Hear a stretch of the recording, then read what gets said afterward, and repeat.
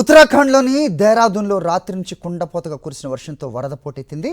జనావాసాల్లో ఇళ్ల మధ్య నుంచి ప్రవహించిన వరద ప్రవాహంలో 2 వ్యక్తులు గల్లంతయ్యారు. వరద ఉధృతి దాటికి ఒక పార్క్ పూర్తిగా తుడిచిపెట్టుకుపోయింది. పలు వాహనాలు కొట్టుకుపోయాయి. లోతట్టు ప్రాంతాల్లోని ఇళ్లలోకి వరద నీరు భారీగా చేరింది. దేహ్రాదూన్ దగ్గర తాంసా నదిలో వరద ప్రవాహం ఉగ్రరూపం దాల్చింది.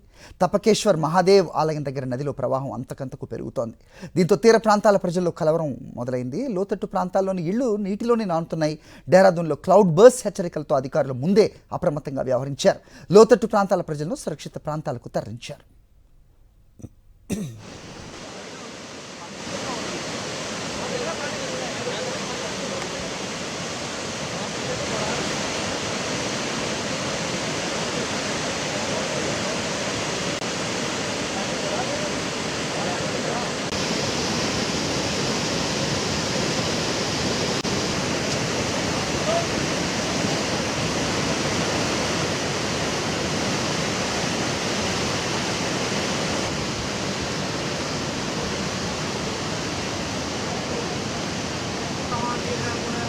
बता तो दिया मैंने, अभी पहले बता दिया।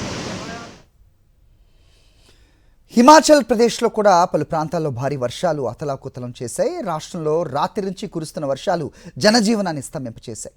మాండీలోని ధరంపూర్ బస్టాండ్లో వరద బీభత్సం సృష్టించింది. బస్టాండ్లో నిలిపి ఉన్న బస్సులు వరద ప్రవాహంలో కొట్టుకుపోయి చెల్లాచెదరయ్యాయి. భారీ వర్షాల కారణంగా హిమాచల్ ప్రదేశ్లోని 3 జాతీయ రహదారుల్లో వాహనాల రాకపోకలు స్తంభించాయి. 493 సాధారణ రోడ్లలో రాకపోకలకు అంతరాయం ఏర్పడింది. మాండీతో పాటు కిన్నౌర్, కులు అలాగే బిలాస్పూర్లో భారీ వర్షాలు బీభత్సం సృష్టించాయి.